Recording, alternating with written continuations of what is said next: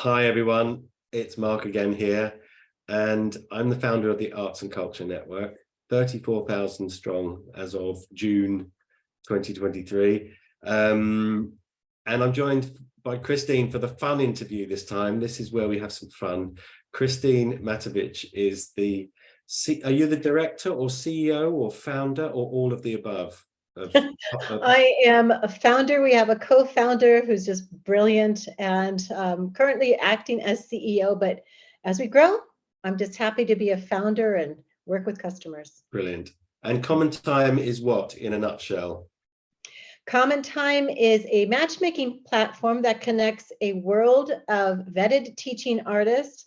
And looking at this ACN, that could be artists that you really know how to create artwork, you know how to sell the artwork, but more importantly, you know how to teach the process of your artwork, and you would love to earn by ensuring that arts education happens by connecting through lessons, courses, live streams, or events to learners, schools, and others around the world. And that's CommonTime in a nutshell. That's brilliant. I thought of a phrase just then while you were speaking: excellence in arts education. Yeah. That's nice. That would be good. Through connection. Excellence through connection in arts education. That's nice. So this is the fun bit. If you're watching this, you might look on for the other videos for a bit more information about CommonTime, but this is where I put Christine on the spot in the nicest possible way. I should explain she's had absolutely no warning of what's about to happen, but it is a way of us understanding a little bit more about the way you tick. Is that okay? The way I tick or the way I have ticks? I don't know. I got to be gentle, Mark.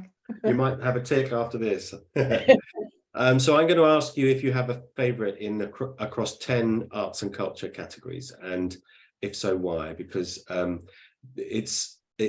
didn't expect somebody from Sotheby's Chinese art department to cite hip hop as their favorite musical genre.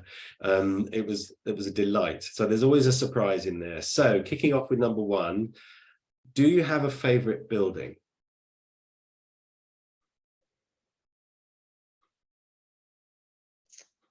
Yes, I do.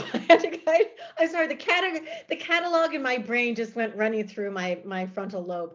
Yes, I do. And what is it? The Flatiron in Manhattan. Love it. Know it well. The corner office must be really tiny, mustn't it? Right at the end of the Flatiron, because it might be, but the perspective is isn't it? Yeah, I love it. That's a great one. We haven't had that one before, so congratulations on that one. Christine, do you have a favorite book? Oh, I have many favorite books, but gosh, this one's going to be tough. Yeah, I'm afraid it's Dante's Hell. I'm sorry. The reason is because you like coming out of Dante's Hell, you see like, wait, there's Virgil and there's Dante and there's history, but think of all the artwork and operas that come from it.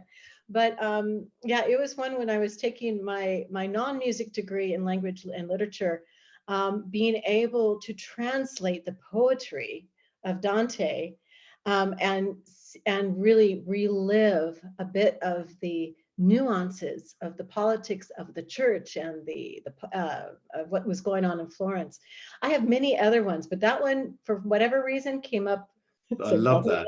I love that. He had a tragic love life, didn't he? Yes, hence Beatrix, the one, I think he loved her. I think he was a stalker. We would call him a stalker, but I think she also, whether it's proven or not, somebody within the network is going to say, you're wrong. I think she was like 13. But oh wow. Yeah. So I'm not sure. No.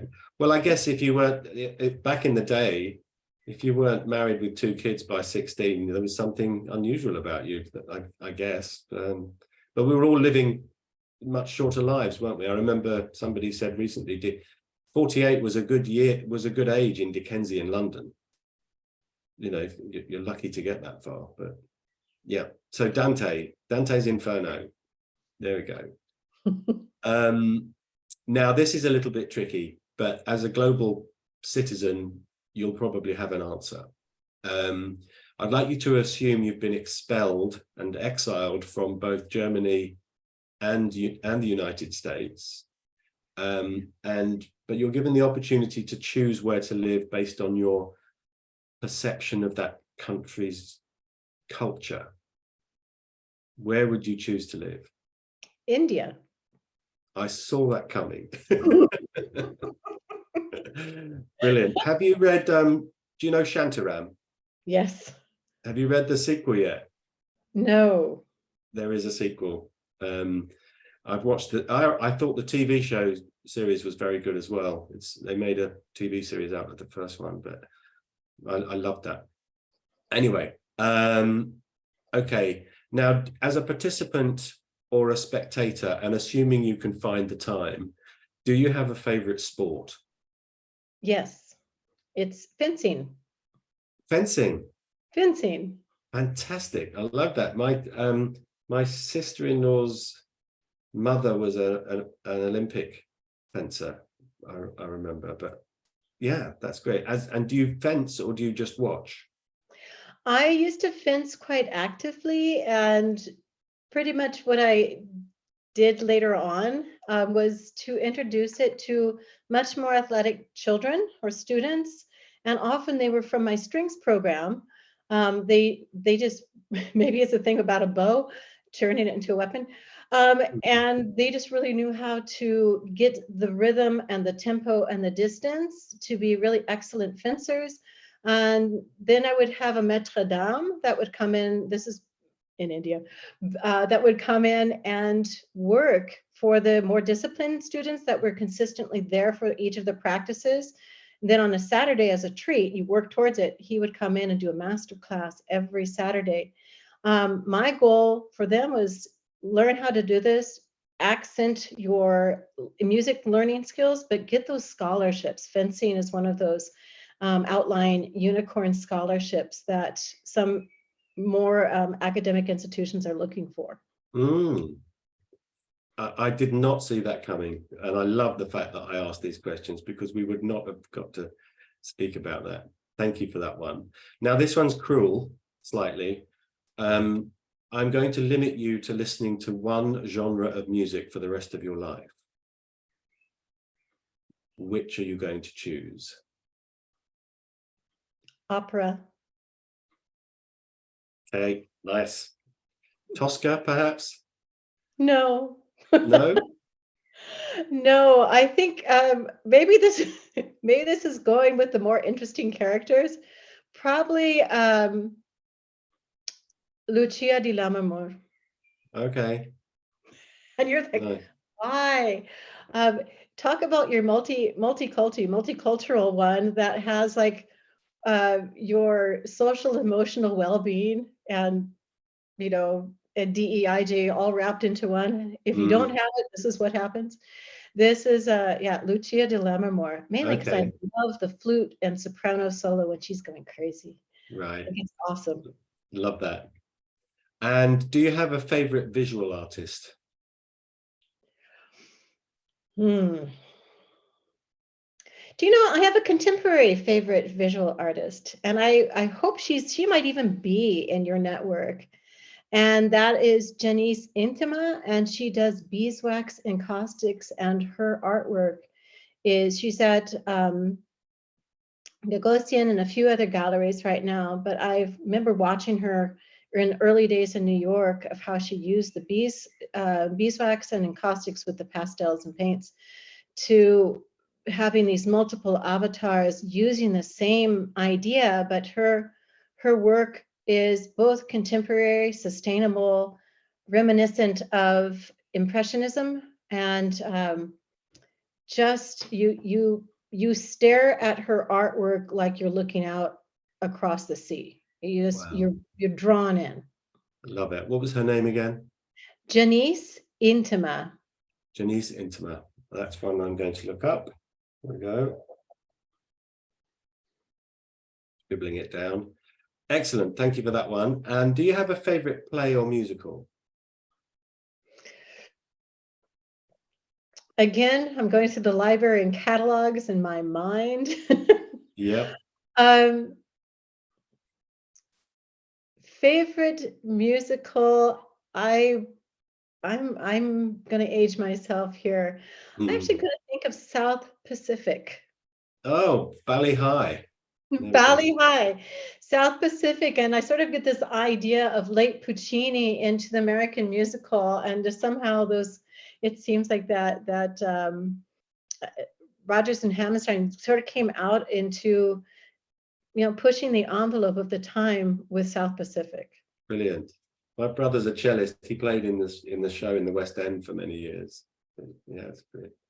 Excellent. Love that. And nearly there. Do you have a favorite film?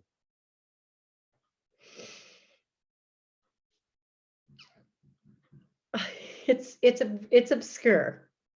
That's okay. The more interesting, the better.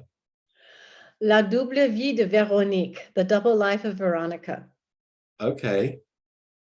Is that contemporary or no?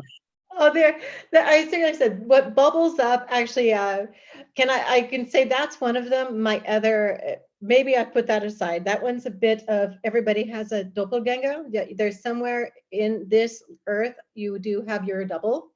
Yeah. And it's really interesting of how each one of the doubles reacts, positive or negative, without knowing each other until they Mm. meet, or not meet. And am I allowed to say another, or that was it? That was No, my you one. can do another one. By all means, do it. Hero. Hmm?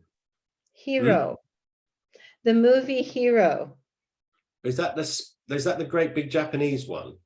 Chinese. Chinese. Chinese one. Yeah. Yes. It's absolutely Quentin Tarantino.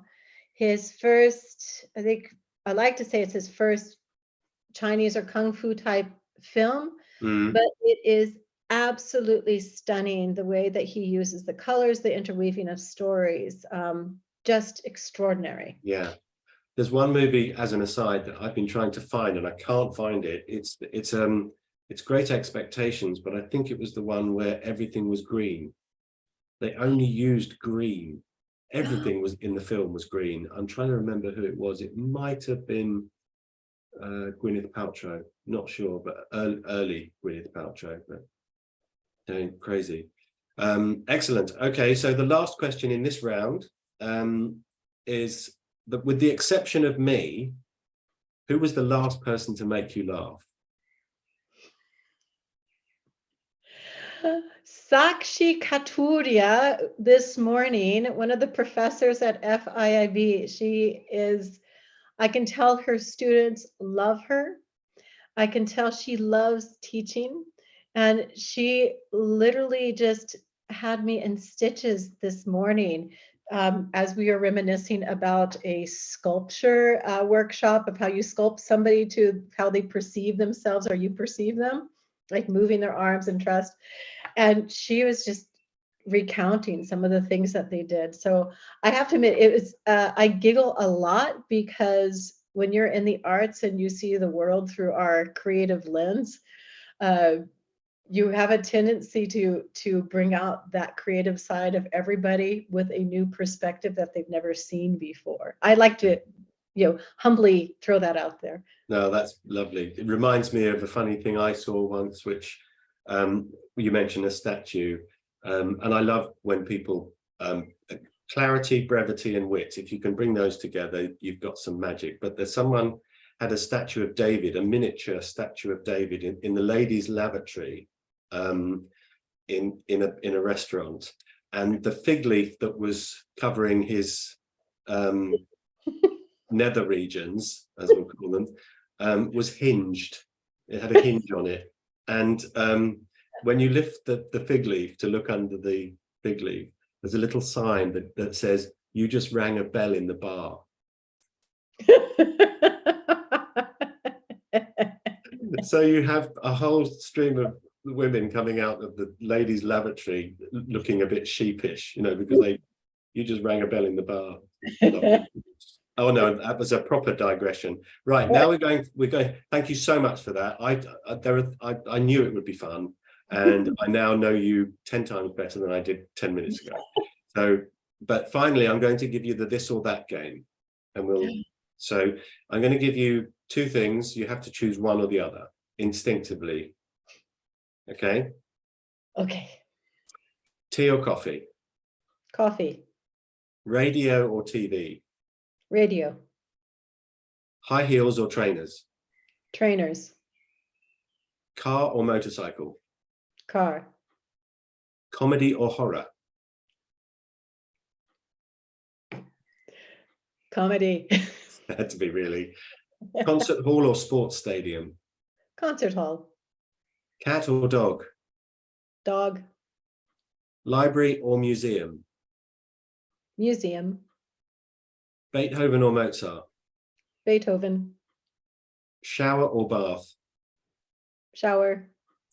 Sand or snow? Sand. You meant that one. Reggae or salsa? Salsa. Indoors or outdoors? Outdoors. Early morning or early hours? Early hours. Me too. Messy desk or tidy desk? Messy. Red or white wine or bubbles? Red wine. Okay. Basketball or baseball? Baseball. Mild or spicy? Spicy. Opera or chamber music? Opera. Whiskey or rum? Whiskey.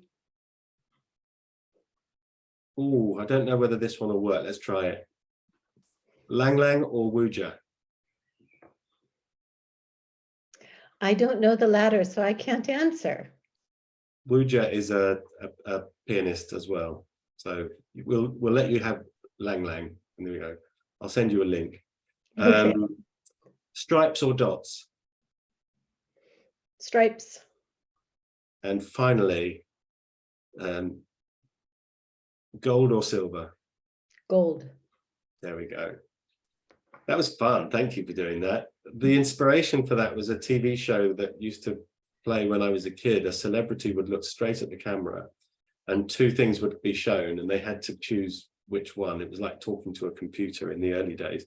And it's amazing how much you learn about someone and they're in those circumstances. So I can imagine you'd rather be on a lounger on a Caribbean beach than skiing somewhere cold and wet and nasty from that. So brilliant. Christine, thank you so much for doing this. It's been fun. And thank you as well for being such a valued member of our community. I've thoroughly enjoyed this, and I'm sure all of the other members who get to watch this will do. Thank you so much, Mark. And it's an absolute pleasure. I had a great time.